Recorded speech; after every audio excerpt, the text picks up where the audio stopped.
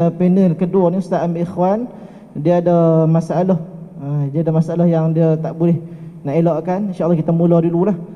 Kita mula dulu, kalau kata sekali dia mai, kita terus kepada dia lah. Jadi insyaAllah.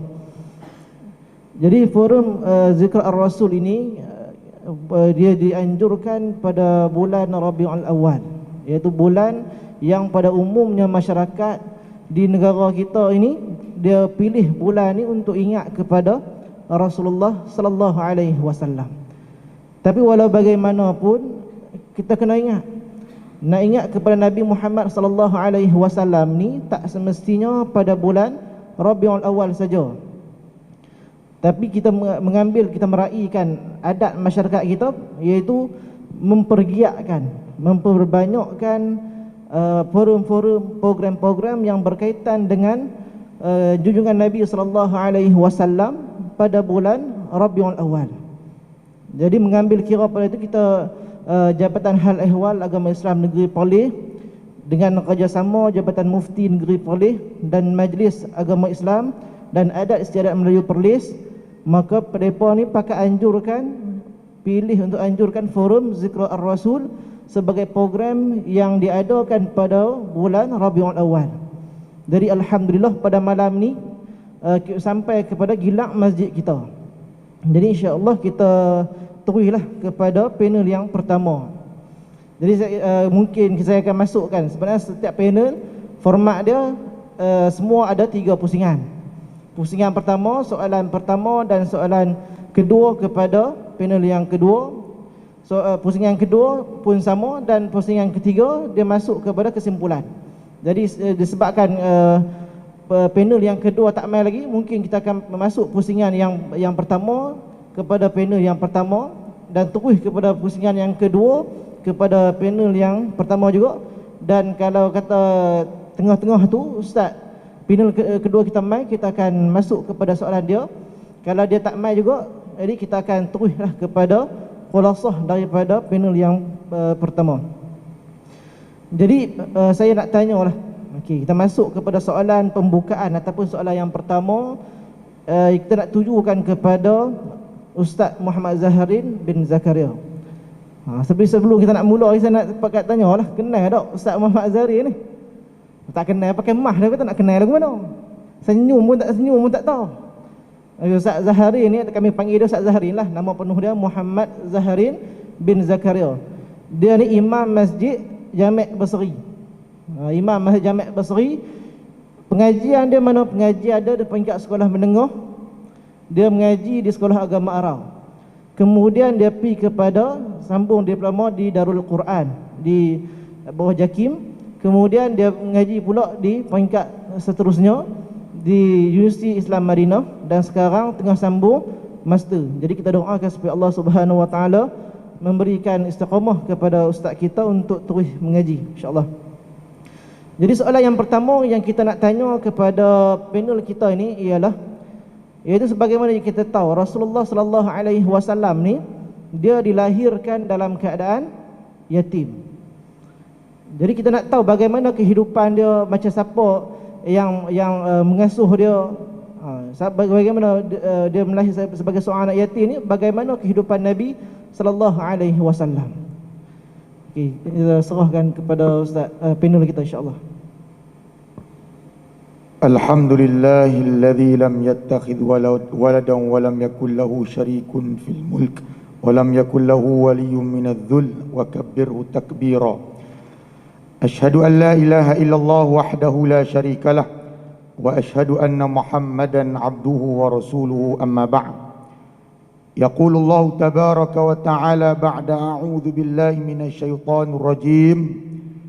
Laqad manna Allahu 'alal mu'minina idh ba'atha fihim rasulan min anfusihim yatlu 'alaihim ayatihi wa yuzakkihim wa yu'allimuhumul kitab wal hikmata wa in kanu min qablu lafi dhalalin mubin. Surah Ali Imran ayat 164. Yang bermaksud, dan sesungguhnya Allah Azza wa Jal telah memberikan kurniaan kepada orang yang beriman dengan mengutuskan Rasul daripada kalangan mereka sendiri yang mengajarkan ayat-ayat Allah Azza wa Jal, membacakan ayat-ayat Allah, menyucikan, membersihkan hati mereka, dan mengajarkan Alkitab, yakni Al-Quran dan Al-Hikmah, dan juga As-Sunnah, yang mana sebelum daripada ini mereka berada dalam keadaan kesesatan yang nyata.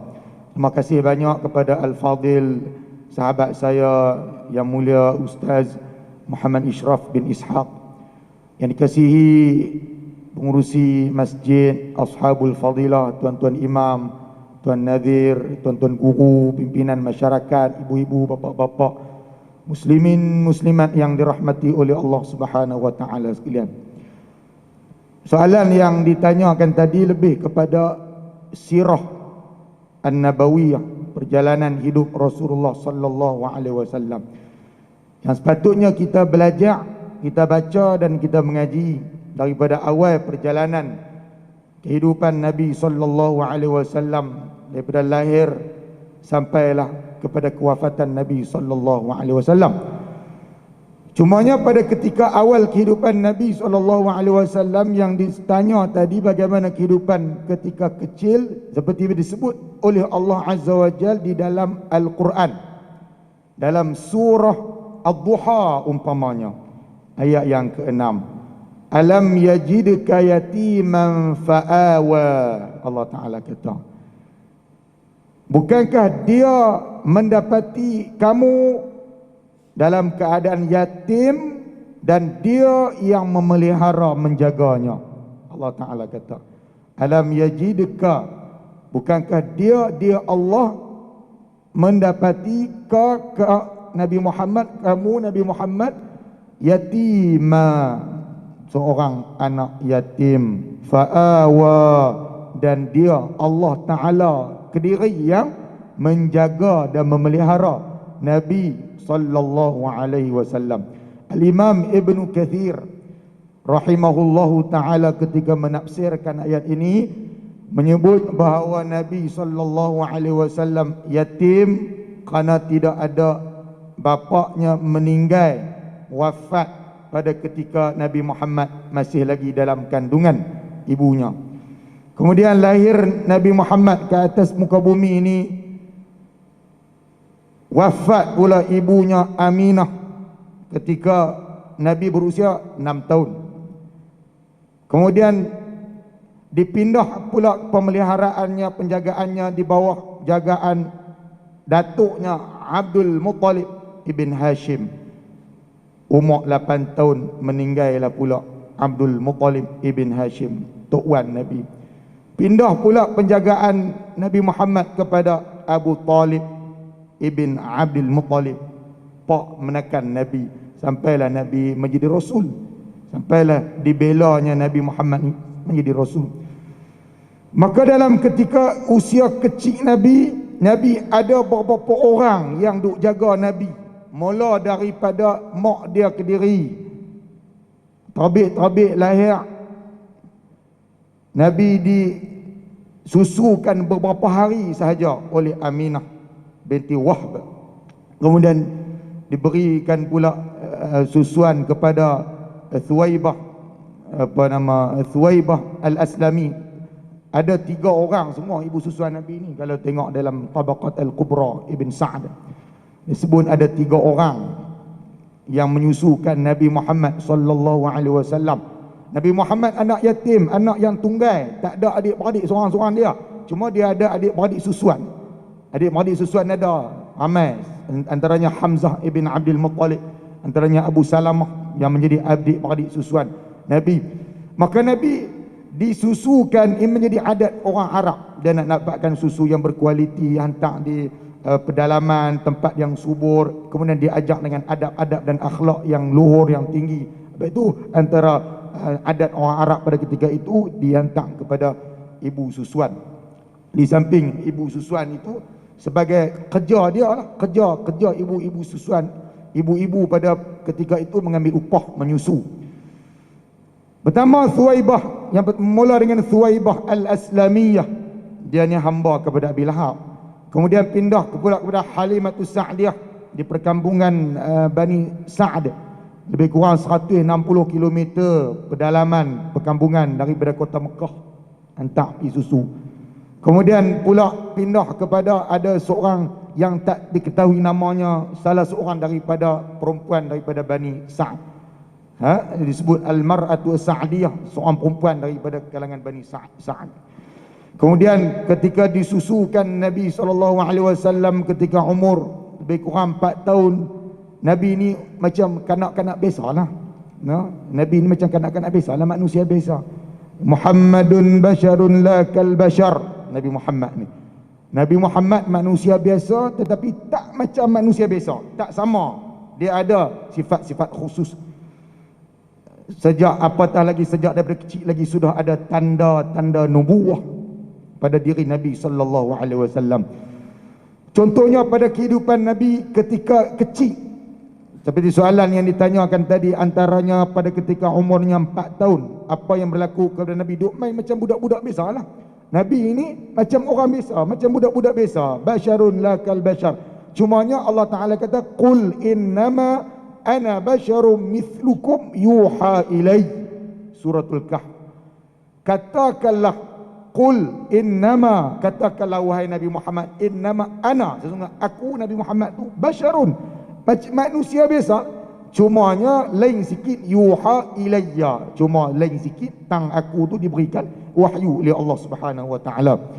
Maka antara peristiwa yang berlaku dan perkara yang pernah dilalui oleh Nabi sallallahu alaihi wasallam ketika dia kecil lagi umur 4 tahun.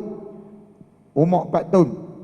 Nabi sallallahu alaihi wasallam dalam satu peristiwa disebut syaqqus sadr, dibelahnya dada pada ketika umur 4 tahun. Hadis ini disebut oleh Al-Imam Muslim, diriwayatkan Anas ibn Malik yang menceritakan tentang satu hari ketika mana Nabi sallallahu alaihi wasallam duk main dengan kanak-kanak yang lain macam biasalah, umur 4 tahun duk main dengan kanak-kanak yang lain di perkampungan yang mana di Bani Sa'diyah Nabi disusukan itu. Mai Jibril, atahu Jibril wa huwa yal'abu ma'al ghilman, ketika mana Nabi Muhammad duk main bersama kanak-kanak yang lain. Jibril mai baringkan Nabi, Jibril ambil Nabi, Jibril pegang Nabi, ambil Nabi, fa akhadahu fa sara'ahu, Jibril ambil Nabi, pegang Nabi, fa syaqqa an qalbi, bedah dada Nabi, fastakhrajal qalba, dan keluarkan hati Nabi, fastakhraja minhu 'alaqatan, kemudian dikeluarkan segumpal darah daripada hati Nabi. Faqala hadza haddu syaitani mink, kemudian Jibril kata, ni dia bahagian syaitan yang terdapat dalam diri kamu.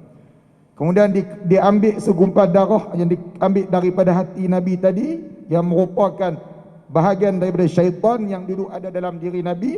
Thumma ghasalahu fi tastin min dhahabin bima'i zamzam, kemudian Jibril bersihkan, cucikan dengan satu bekas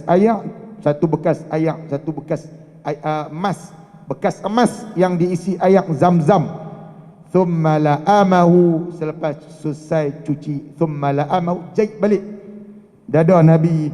Kemudian thumma a'adahu fi makani, kemudian dia hantar balik ke tempat dia. Wajah al-ghilmanu yas'auna ila ummihi, kemudian budak-budak yang lain depa pi dekat ibu depa, mengadu kepada ibunya dan mengatakan Muhammad telah dibunuh, inna Muhammadan qad qutila.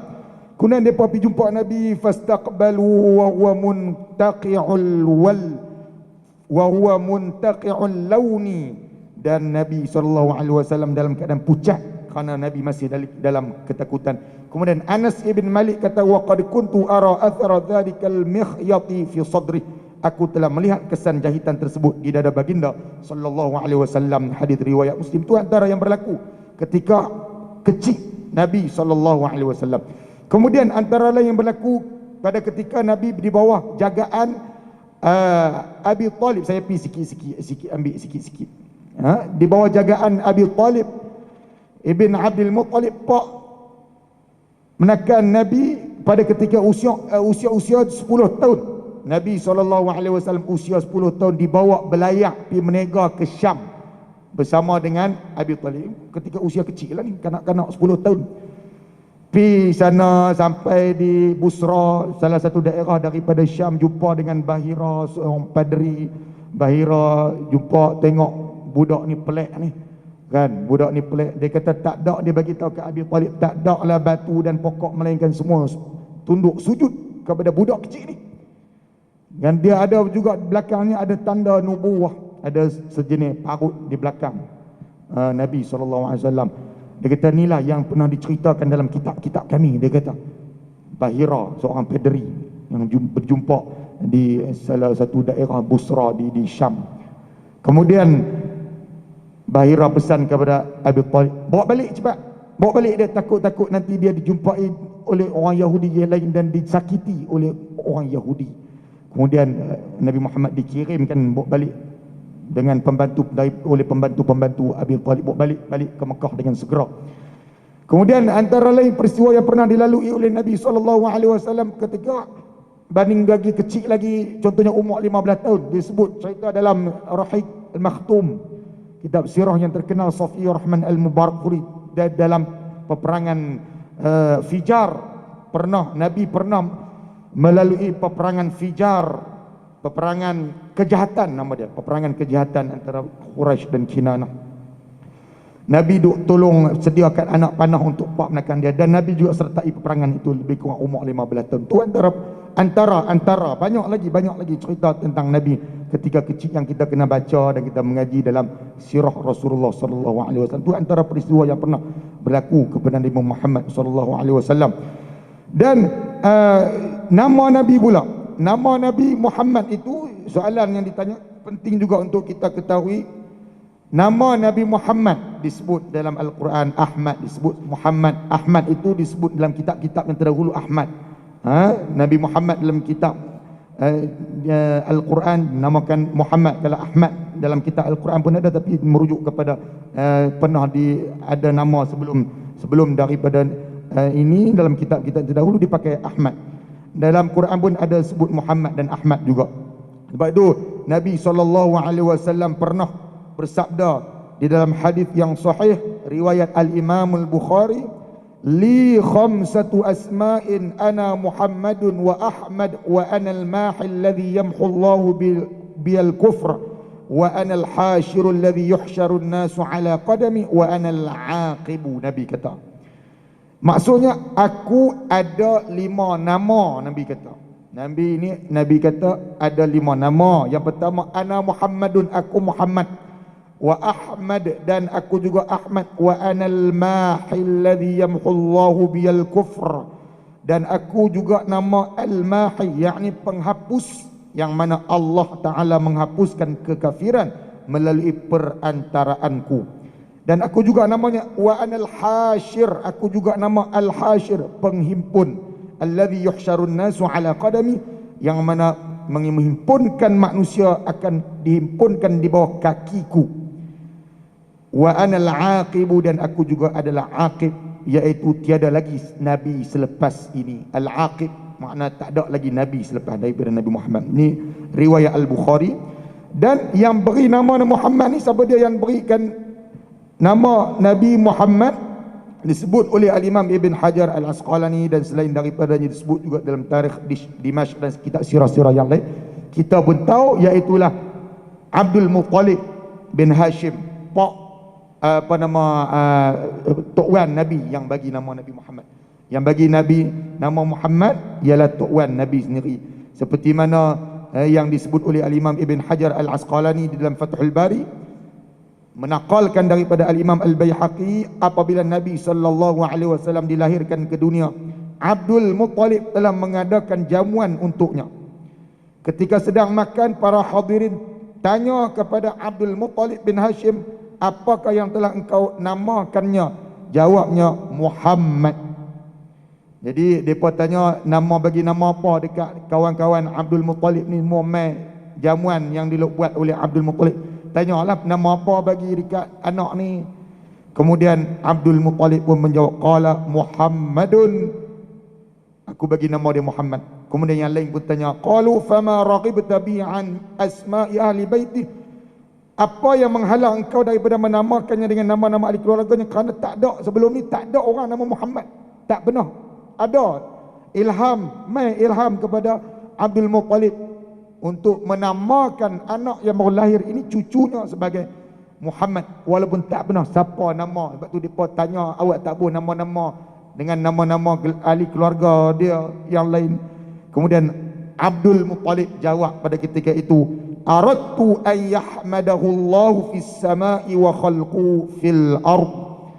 Aku buh nama Muhammad ini kerana aku ingin agar Allah Azza wa Jal memujinya di langit dan juga manusia memujinya di bumi. Saya ingat cukup setakat itu dulu soalan yang ditanya kepada saya. Wallahu a'lam.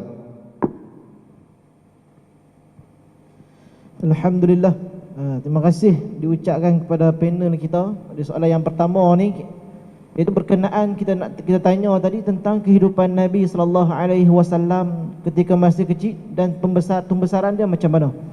Jadi alhamdulillah, kita nak kena ingat, dalam kita nak cerita pasal sirah Nabi sallallahu alaihi wasallam ataupun nak baca tentang sirah Nabi sallallahu alaihi wasallam, dia tak sama dengan kita duk baca kisah para miswara. Kita kan ada sejarah raja-raja terdahulu, tak kira para miswara ke, sejarah Melaka ke, sejarah raja-raja yang lain ke, tak sama dengan sirah Nabi sallallahu alaihi wasallam. Sirah Nabi sallallahu alaihi wasallam ni dia tak sama sebagaimana yang disebutkan oleh Syekh Safi Rahman Al-Mubarakfuri.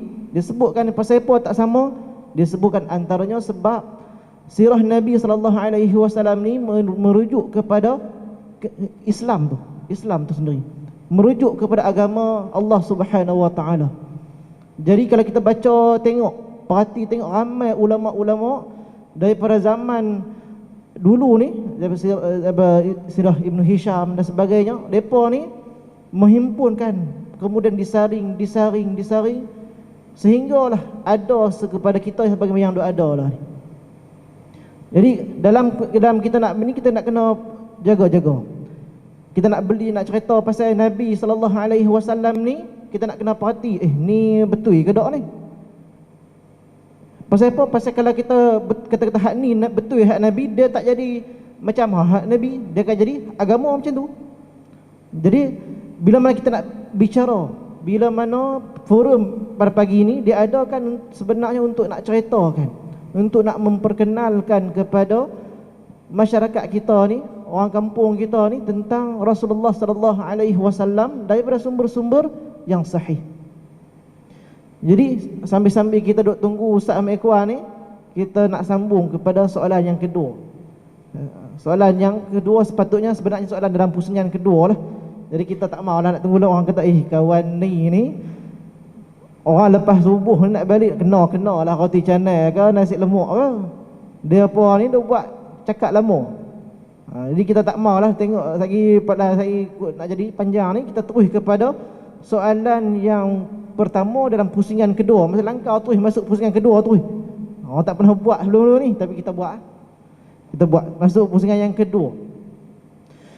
Jadi kita nak tanyakan kepada Ustaz Zaharin, tak ada tanya orang lain, tanya panel Ustaz Zaharin ada kan? Kita tanya dia. Kita tanya Ustaz Zaharin yang ni, Rasulullah sallallahu alaihi wasallam ni dia sentiasa nakkan kebaikan kepada umat dia. Dan kita pun kenalah sentiasa berusaha nak ikut ke sunnah Nabi sallallahu alaihi wasallam dalam segenap aspek yang kita mampu nak ikut. Jadi kita nak tanya, apakah amalan, apakah doa, apakah amalan yang Rasulullah sallallahu alaihi wasallam ajakkan kat kita ni kalau untuk kita nak ingat kat dia. Jadi kita tafadhal Ustaz. Terima kasih sekali lagi kepada Al-Fadhil Ustaz Muhammad Ishraf bin Ishaq. Antara amalan yang cukup besar, satu sajalah, tak mau bagi banyak sungguh amalan yang nak mendekatkan diri kepada Allah, yang nak menyebabkan hadirnya syafaat Nabi, nak mendapat syafaat Nabi di akhirat. Banyak amalan tu, banyak. Antara yang cukup besar dan mudah, ringan nak amal, iaitulah salawat. Hak ni cukup mudah nak amal. Tapi besar fadilat. Kerana Allah Ta'ala sebut di dalam suratul Ahzab, Inna Allah wa malaikatahu yusalluna ala nabi. Tak mau nak bagi amalan hak berat-berat, tak mau. Kita bagi amalan hak boleh buat belaka. Semua orang boleh buat belaka.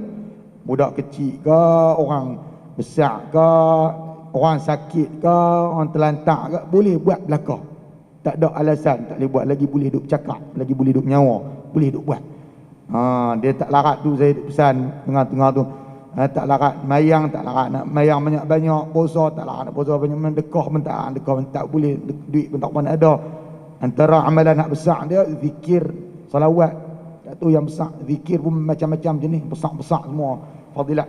Antaranya Nabi duk tekan, Nabi duk ajak, Nabi duk suruh kita buat salawat. Kerana salawat ni dia keistimewaan dia cukup besar. Allah Ta'ala duk sebut, kita pun duk dengar. Dalam khutbah Jumaat pun duk dengar. Cuma kita buat tak buat saja. Banyak tak banyak saja. Inna Allah wa malaikatahu yusalluna ala nabi. Ya ayyuhalladzina amanu sallu alaihi wa sallimu taslima. Allah Ta'ala suruh kita buat belaka-belaka macam-macam lah. Suruh mayam, puasa, zakat, buat baik kat mak pak, apa nama, jangan makan riba apa semua, jangan makan benda haram, makan halal. Allah Ta'ala suruh kita buat macam-macam. Allah Ta'ala tak buat pun. Allah Ta'ala tak buat. Tapi istimewa tang selawat, Allah Ta'ala tak suruh kita lagi, dia buat dulu. Inna Allah wa malaikata, Allah Ta'ala dulu. Inna Allah wa malaikatahu yusalluna ala. Allah Ta'ala dulu. Allah Ta'ala dulu. Inna Allah, Allah Ta'ala dulu. Kemudian para malaikahnya yusalluna ala nabi. Selawat dekat Nabi. Allah Ta'ala kediri selawat. Dengan arti kata memberikan rahmat dan kasih sayang. Menurut ulama tafsir, selawat Allah Ta'ala ni memberikan rahmat kasih sayang kepada Nabi Muhammad sallallahu alaihi wasallam. Kemudian para malaikah selawat. Kemudian barulah mai perintah lepas tu. Ya ayyuhalladzina amanu sallu alaihi wa sallimu taslima. Wahai orang-orang yang beriman, selawatlah dan salamlah kepada Nabi sallallahu alaihi wasallam. Ini kita nak kena banyak. Pasal mai bulan Rabiul Awal ni mai macam-macam passion, macam jenis. Tu yang kita ni macam-macam tu yang kita nak sentuh yang selawat. Jangan kita silap pula ambil selawat jenis lain. Nabi ajak lagu lain. Antara selawat yang afdal yang disebut juga oleh Al-Imam An-Nawawi dalam Rawdatul Talibin, disebut dalam Al-Adhkar, salawat Ibrahimiyah tu lah. Dan salawat Ibrahimiyah pun jenis banyak sirah, banyak sirah. Dia kurang 8 sirah kalau baca dalam buku sifat salawat Nabi. Antaranya dikarang oleh Ustaz Abdul Hakim Abdad contohnya. Lebih kurang ada 8 sirah. Antaranya yang kita duk baca, Allahumma salli ala Muhammad wa ala ali Muhammad kama sallaita ala Ibrahim wa ali Ibrahim innaka Hamidum Majid. Allahumma barik ala Muhammad wa ala ali Muhammad kama barakta ala Ibrahim wa ali Ibrahim innaka Hamidum Majid. Innaka Hamidum Majid itu 2 kali. Ada lagi kita baca Allahumma salli ala Muhammad wa ala ali Muhammad kama sallaita ala Ibrahim wa barik ala Muhammad wa ala ali Muhammad kama barakta ala Ibrahim wa ali Ibrahim fil alamin innaka Hamidum Majid. Ada satu innaka Hamid. Antaranya lain lagi Allahumma salli ala Muhammad wa ala ahli baiti wa azwaji. Itu antara lafaz selawat yang ada. Antaranya lagi saya pilih sikit, ambil sikit-sikit. Sebab dia ada 8 yang sahih. Seperti yang disebut oleh Al-Imam An-Nawawi. Antaranya Al-Imam Nawawi dia kata yang ni yang afdal. Ayat ni afdal seperti dalam kitab Al-Adhkar. Allahumma salli ala Muhammadin abdika wa rasulika nabiyil ummi wa ala ali Muhammad wa azwajihi wa dhurriyyatihi kama sallaita ala Ibrahim wa ala ali Ibrahim wa barik ala Muhammad وبارك على محمد النبي الأمي وعلى آل محمد وأزواجه وذريته كما باركت على إبراهيم وعلى آل إبراهيم في العالمين إنك حميد مجيد. Dia ada النبي الأمي, dia ada أزواجه وذريته. Ada juga lafaz yang lain, ahli baitihi wa azwaji wa dhurriyyatihi. Beberapa lafaz. Antara lain lagi disebut di dalam Raudhatul Talibin yang paling afdal wa akmalus salatu 'ala nabi wa akmalus salati 'ala nabi ay yaqula Allahumma shalli 'ala Muhammad wa 'ala ali Muhammad kama shallaita 'ala Ibrahim wa 'ala ali Ibrahim wa barik 'ala Muhammad wa 'ala ali Muhammad kama barakta 'ala Ibrahim fil 'alamin innaka Hamidum Majid. Itu lafaz yang biasa kita baca. Itu yang disebut wa akmalus salati 'ala nabi ay yaqul. Yang paling sempurna, yang paling afdal yang tu. Antara yang boleh kita baca salawat. Jadi ada beberapa lafaz salawat dengan hadis-hadis yang sahih. Saya tak ada nak baca semua. Biasa kalau pernah buat kuliah khas, kita baca salawat yang khas. Yang Nabi ajak, yang warid daripada Nabi. Cuma kita pilih hak mana mudah lah. Hak mana mudah bagi kita. Jangan duk ambil hak pelik-pelik ni. Lepas itu Nabi, saya nak baca satu hadis Nabi SAW, beberapa hadis yang menyebut tentang kelebihan fadilat salawat. Nabi SAW kata, fa innahu man shalla alayya salatan sallallahu alaihi bi ashar sallallahu alaihi bi ashra. Hadis riwayat Muslim daripada Abdullah bin Amr bin Aus. Maksudnya sesungguhnya barang siapa yang berselawat ke atas satu selawat, maka Allah Ta'ala akan berselawat keadanya 10 kali, dengan arti kata memberikan rahmat dan keredaan berkat Allah Ta'ala kepada orang yang berselawat kepada Nabi. Satu kali kita selawat ke Nabi, 10 kali Allah Ta'ala selawat balik dekat kita. Baca Quran pun satu huruf 10 hasanah. Selawat pun satu kali 10 kali Allah Ta'ala selawat balik dekat kita. Itu kelebihan selawat. Antara lain, antara waktu yang Nabi, hari yang Nabi suruh perbanyakkan lagi selawat. Cuma kita semak balik, kita ni selawat banyak mana? Dekat mana kita selawat? Selawat hari Jumaat khusus Nabi sebut. Dalam hadis yang diriwayatkan oleh Al-Imam Al-Baihaqi Hasan li ghairi, Al-Imam Al-Albani kata Hasan li ghairi, daripada Abu Umamah Al-Bahili radhiyallahu taala anhu, kata Nabi SAW, akthiru alayya minas salati fi kulli yawmin jum'ah fa inna salata ummati tu'radu alayya fi kulli yawmi jum'ah faman kana aktharuhum alayya salatan kana aqrabahum minni manzilatan. Ni yang di soal tanya ni, soalan tadi, apa dia amalan yang nak bagi dekat dengan Nabi, nak bagi syafaat, nak dapat syafaat Nabi? Ni antaranya perbanyakkan selawat ke atasku pada setiap hari Jumaat. Hari Jumaat kita main duduk sambil-sambil tunggu khatib nak naik khutbah, selawat kat Nabi. Sesungguhnya selawat yang dibaca oleh umatku akan dibentangkan kepadaku pada setiap hari Jumaat. Barang siapa paling banyak berselawat ke atasku, kana aqrabahum minni manzilatan, maka dia akan berada paling hampir denganku di dalam syurga. Riwayat Al-Baihaqi Hasan li ghairi. Ini antara yang disebut oleh Nabi sallallahu alaihi wasallam. Sebab itu kita kalau tak larat nak selawat banyak-banyak ni, kita jangan duk ambil lagi selawat hal lain-lain tu. Bukan nak kata haram ke bid'ah ke, kita tak kata lagu tu. Kita tak kata lagu tu. Cuma jangan duk ambil lagi. Tak kira pasal ni duk main ni macam-macam ni, duk main macam-macam, duk reka tak tahu siapa reka. Kalau amalan-amalan selawat-selawat yang tu diperakui oleh ulama-ulama mujtahid, contohnya ulama-ulama yang muktabar, boleh gagah kira lagi. Selawat pun dia luas juga. Dia luas juga.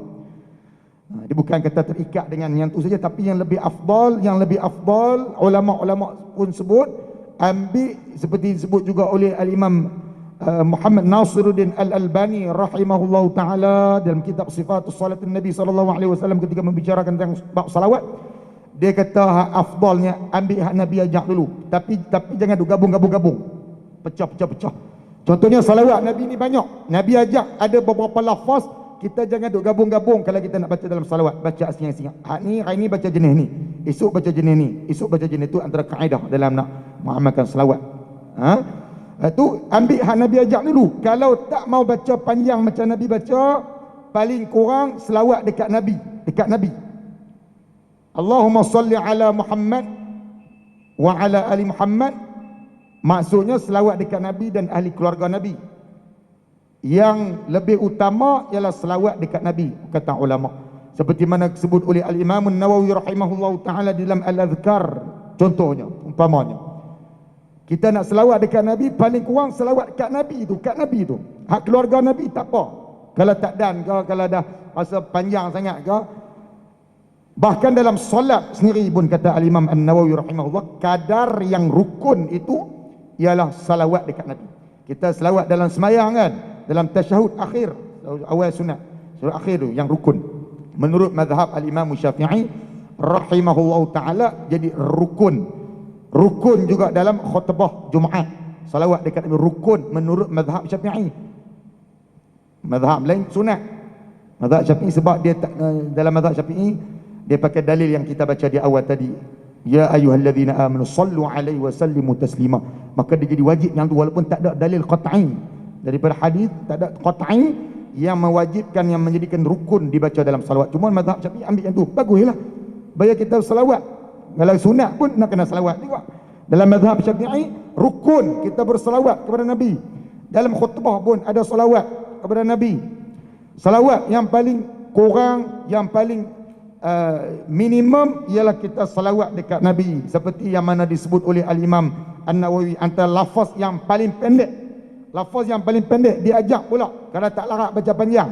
Tak semesti kita baca Allahumma salli ala Muhammad wa ala ali Muhammad kama sallaita ala Ibrahim wa ala ali Ibrahim fil alamin innaka Hamidum Majid. Tak semesti kita baca yang tu. Yang kadar, yang rukun, yang wajib di dalam mazhab Syafi'i, cukuplah kita baca Allahumma salli ala Nabi. Contoh Imam Nawawi buat contoh, sallallahu ala Muhammadin, contoh sallallahu ala rasulihi, sallallahu ala nabi, sallallahu ala Muhammadin, sallallahu ala Ahmad, sallallahu alaihi. Ini contoh salawat yang paling pendek yang disebut oleh Al-Imam An-Nawawi. Di samping salawat dan salam, kalau orang-orang tak tahu, kita duk tanya selawat ni lagu mana? Selawat lah, doa kepada Nabi. Salawat maknanya doa kepada Nabi. As-salatu mufrad, as-salawat jamak, doa kepada Nabi. Kita doa salawat, Allahumma salli ala Muhammad, salawat. Quran kata ya ayyuhalladzina amanu sallu alaihi wa sallimu taslima. Wahai orang beriman, salawat dan salam, dua benda yang berbeza, dia bukan sama. Salawat Allahumma salli ala Muhammad. Salam Assalamu alayka ayuhan nabi, assalamu alayka ayuhan nabi wa rahmatullahi wa barakatuh. Kita duk baca dalam mayang tu salam. Selawat tadi Allahumma salli ala Muhammad, ataupun gabung tak apa, gabung. Kita duk baca, duk dengar khutbah Jumaat kan tiap-tiap hari, dia gabung kali. Allahumma salli wa sallim wa barik ala Muhammad dalam khutbah Jumaat kita. Tu gabung sekali pun tak apa, pisah pun tak apa. Allahumma salli wa sallim, selawat dan salam ke atas Nabi Muhammad. Kalau asing, Allahumma salli ala Muhammad, asing. Kemudian salam pula, assalamu alayka ayuhan nabi wa rahmatullahi wa barakatuh. Itulah patutnya kita ulang hak tu ya. Ulang hak tu saja, besar dah ganjaran dia. Pasal bukan kita seorang saja selawat, bukan kita saja umat Nabi Muhammad, bahkan para malaikat, bahkan Allah dulu, mula-mula Allah Ta'ala dulu selawat. Dan Nabi ajak dah sebiji-sebiji lafaz dia, Nabi ajak satu-satu lafaz dia untuk kita baca, sama ada dalam semayang ataupun luar semayang. Dan ini amalan yang paling ringkas, paling ringan lah, paling ringan untuk kita buat. Yang macam kita sebut tadi, kalau kita sakit tak larat nak mayang banyak-banyak, tak boleh nak mangkit malam banyak-banyak, tak larat nak baca Quran banyak-banyak, mata pun tak kelih dah. Selawat bukan kena baca lagu Quran tu hafal gitu tak larat nak sedekah dik tak banyak, harta tak banyak, tak larat nak puasa kerap, tak larat nak puasa sunat kerap. Sunnah Nabi ni banyak, sebut sunnah ni banyak. Tu nak, kalau nak bagi amalan, kalau kita bagi amalan ni orang lain tak boleh nak buat. Kita bagi amalan ni, amalan selawat, dan kita kena beringat selawat hak mana hak Nabi ajak, dan kita jangan duk ambil hak pelik-pelik hak Nabi duk, hak yang direka-reka ni tak tahu mai daripada mana sumber, mai daripada mana, siapa yang iktiraf tak tahu. Kalau hak Nabi ajak sudah tentu dah Allah dan Rasul iktiraf, Allah dan Rasul iktiraf. Kalau mai daripada Nabi sallallahu alaihi wasallam, ulang-ulang hak tu ya, ulang-ulang hak tu saja. Jadi saya ingat itulah antara amalan yang boleh kita amalkan, yang terbaik, dan sampai boleh mendapat syafaat, dan sampai boleh dekat dengan Nabi Muhammad sallallahu alaihi wasallam di dalam syurga. Cukup dekat tu, wallahu a'lam.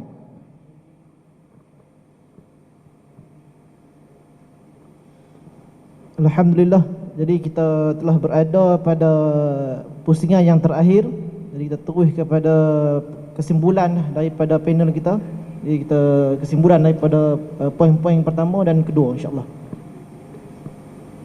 Tuan-tuan dan puan-puan yang dirahmati Allah Subhanahu Wa Taala sekalian, saya besok mai dah sini kan tak kenal dengan tu apa nama tuan-tuan apa nama Ustaz Isyraq kata kan apa kenal kot kan, mai dah dulu ni duk mai baca jadi imam tarawih kan, begitu kira apa dulu ni masa saya duduk ngaji lagi di Madinah dulu.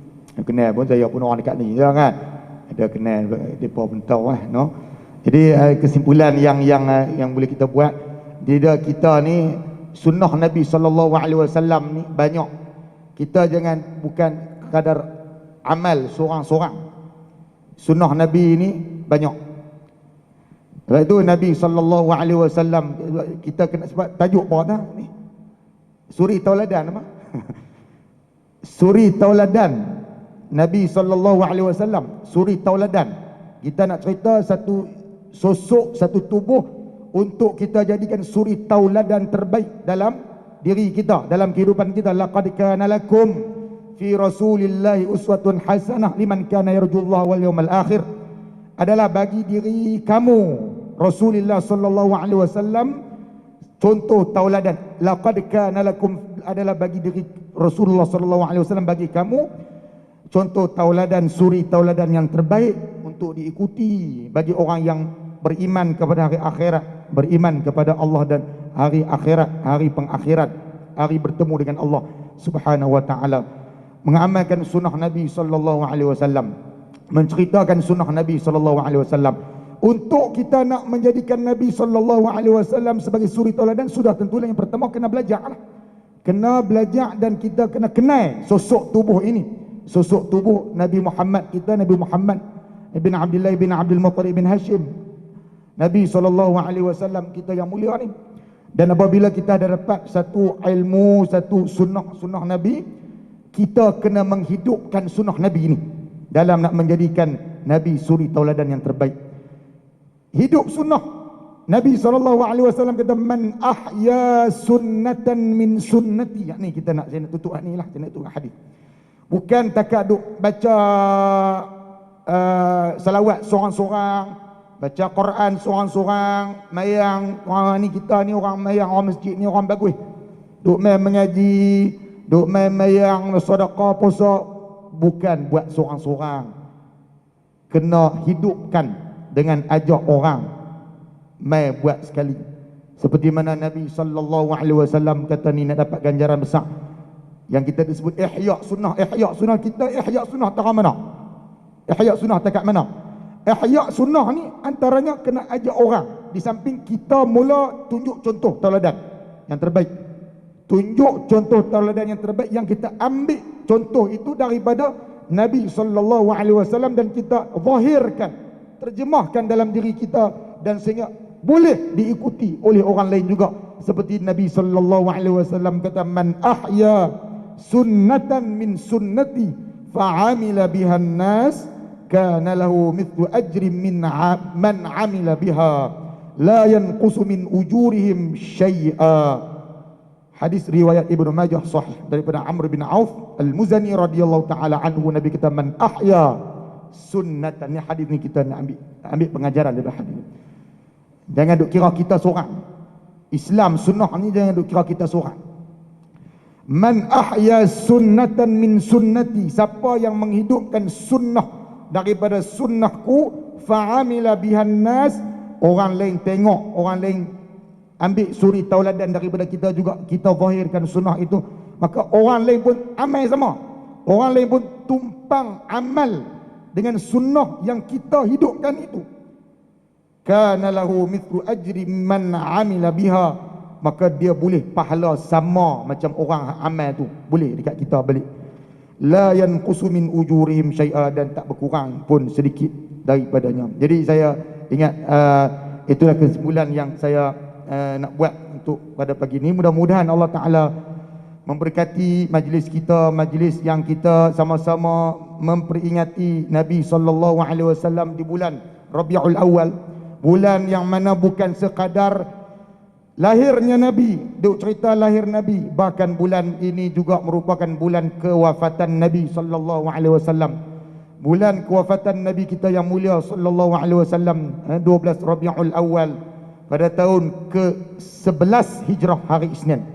Nabi sallallahu alaihi wasallam diwafatkan oleh Allah Subhanahu wa taala pada 12 Rabiul Awal tahun ke-11 daripada Hijrah, 4 bulan sahaja selepas daripada Nabi kita sallallahu alaihi wasallam melaksanakan Hajjatul Wada', haji yang terakhir. 4 bulan, 10 bulan tahun ke-10 Hijrah, pada bulan Dzulhijjah Nabi buat Hajjatul Wada', haji perpisahan. Kemudian bulan Dzulqa'dah, bulan Muharram, Safar, Rabiul Awal, 4 bulan sahaja selepas daripada itu, pada tanggal pagi disebut dalam Rahik Makhtum, paginya Nabi sallallahu alaihi wasallam wafat di pangkuan Aisyah radhiyallahu taala anha, yang mana Aisyah radhiyallahu taala anha kata, nikmat yang paling besar yang aku pernah rasa di atas muka bumi hidup ini ketika mana Nabi sallallahu alaihi wasallam wafat di pangkuanku antara leher dan dada aku. Nabi wafat di pangkuan Aisyah radhiyallahu taala anha, di pangkuan Aisyah antara leher dan dada Aisyah radhiyallahu taala. Wafatlah Nabi Muhammad sallallahu alaihi wasallam pada pagi itu, dan uruskan jenazah oleh beberapa orang sahabat, antaranya Ali bin Abi Talib, dimandikan jenazah Nabi sallallahu alaihi wasallam, antaranya oleh Usamah ibn Zaid, antaranya oleh Al-Abbas, antaranya oleh hamba Nabi sallallahu alaihi wasallam. Dan sebelum daripada itu Nabi duk pesan as-salatu wa ma malakat aymanukum. Dan di akhir hayat Nabi, sebelum menghembuskan nafas, Nabi tengok di atas, Nabi pandang mata ke atas, tangan diangkat ke atas, ada sebut isyarat jari ke atas. Nabi Allahumma ighfirli warhamni, Nabi baca, antaranya Nabi baca, dan akhir ucapan Nabi Allahumma rafiqal a'la, Allahumma rafiqal a'la, Allahumma rafiqal a'la, disebut oleh Aisyah radhiyallahu taala anha dalam riwayat sahih Muslim. Ya Allah, Tuhan yang kekasih yang tertinggi, ya Allah kekasih yang tertinggi, ya Allah kekasih yang tinggi, Nabi sebut di akhir hayat baginda. Kemudian wafatlah Nabi di pagi hari Isnin itu.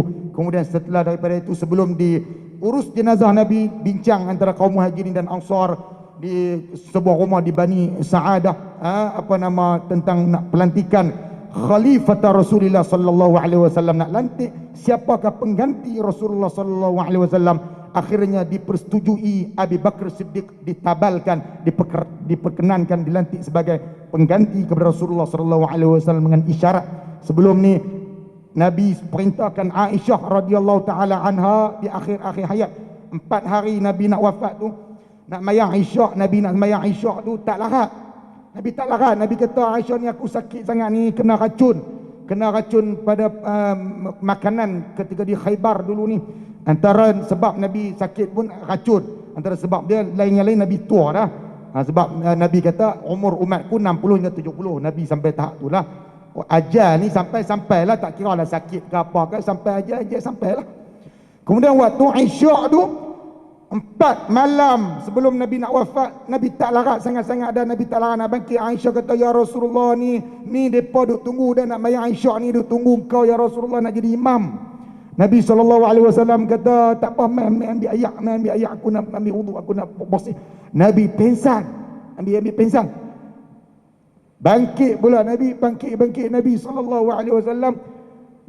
Aisyah kata, ya Rasulullah, mereka duk tunggu ni, tak mayang lagi. Lah kali Nabi kita pujuk bapa kamu Abi Bakar Siddiq radhiyallahu taala anha, pujuk jadi imam ganti aku. Pujuk Aisyah tak mau. Aisyah kata, kalau pak aku jadi imam, Abi Bakar Siddiq jadi imam, saat lagi dikira nak teriak, kira nak teriak, dan dia akan memberatkan jemaah belakang ni. Maka Nabi SAW pujuk juga, akhirnya jadi Abi Bakar Siddiq radhiyallahu taala anha jadi imam sebanyak 17 waktu. Nabi tak semayang sekali, memayang di rumah 17 waktu. Cuma tiba-tiba sehari, ulama kata sehari ataupun 2 hari sebelum Nabi nak wafat, Nabi terbit nak mayang lohok. Tengok Abi Bakar nak jadi imam, Abi Bakar tengok Nabi mayang, Nabi nak mayang. Abi Bakar kata Nabi jadi imam. Nabi tak mau, Nabi tak larat. Nabi suruh Abu Bakar terus jadi imam. Nabi duduk sebelah kiri Abu Bakar. Di dalam Rahiqul Maktum sebut lagu tu. Duduk sebelah kiri. Maksudnya jemaah duduk belakang, Nabi dengan Abu Bakar duduk depan. Nabi duduk belah kiri Abu Bakar. Itu sehari. Kemudian akhirnya tadi yang sebut sampai dah tahap nazak. Nabi SAW pangkuan Sayyidatina Aisyah radhiyallahu taala anha.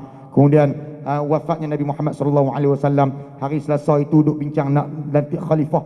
Diisyaratkan daripada Nabi hidup lagi dan ada isyarat dah Abu Bakar jadi untuk mengetuai pimpinan yang baru. Kemudian Abu Bakar diperkenankan oleh Muhajirin dan Ansar dilantik sebagai Khalifah Rasulullah sallallahu alaihi wasallam, pengganti Rasulullah sallallahu alaihi wasallam. Kemudian barulah diuruskan jenazah Nabi, dimandikan oleh beberapa orang sahabat antara Ali bin Abi Thalib, Al-Abbas, Usama ibn Zaid.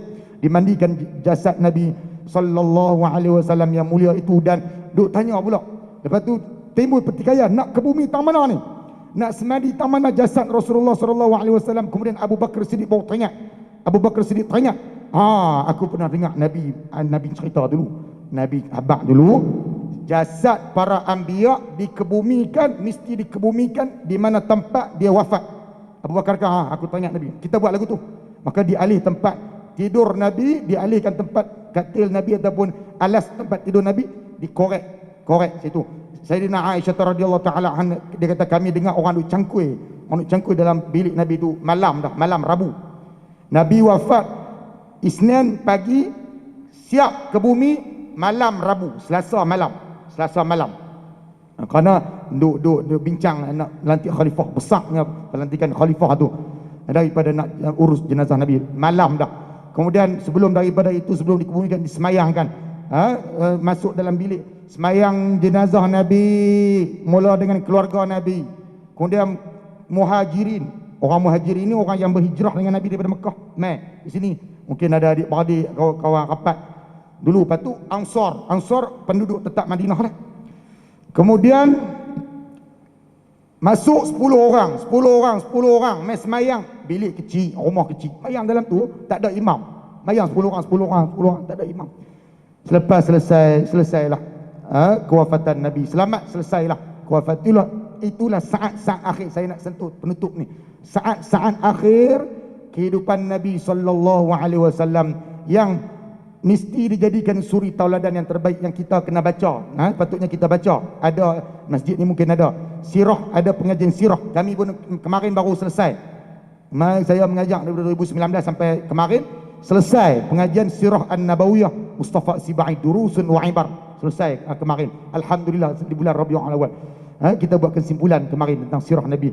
Jadi itu kita nak dapatkan suri tauladan yang terbaik daripada Nabi SAW, kita kena baca daripada awal sampai habis. Daripada Nabi hidup umur 63 tahun, daripada Nabi lahir sampai wafatnya Nabi SAW, untuk dijadikan suri tauladan yang terbaik dalam kehidupan kita. Dan juga kita perlu terjemahkan kepada diri kita dan jadikan juga contoh tauladan daripada orang lain terhadap daripada diri kita. Apabila kita menjadikan Nabi SAW sebagai contoh tauladan, orang lain juga boleh tumpang sekali daripada apa yang kita ada. Jadi saya ingat cukup dekat itu dulu. Terima kasih banyak kepada pihak masjid, Tuan Nazir, Tuan Imam, ahli-ahli jawatan kuasa masjid, ibu-ibu, bapa-bapa, kerana sudi duduk mendengar apa yang saya sampaikan, dan Ustaz Muhammad Ishraf. Jadi cukup setakat dulu daripada saya serahkan kembali kepada moderator. Wallahu ta'ala a'lam. Wassalamualaikum warahmatullahi wabarakatuh. Alhamdulillah. Daripada kata nasib baik seorang, makalah kata dua orang, dia kata silap-silap, dia kata pergi pukul 9, seorang pun dekat 7.30 lah. Jadi kita Alhamdulillah, kita ucapkan terima kasih kepada Ustaz Zaharin kita, dan terima kasih juga kepada tuan rumah, jemaah-jemaah yang duduk sehingga selesai, kepada Tuan Nazir, Tuan Imam dan semua-semua ni. Jadi hanya sekadar itulah daripada pihak kami. Jadi kita tangguh majlis kita dengan kafaratul majlis.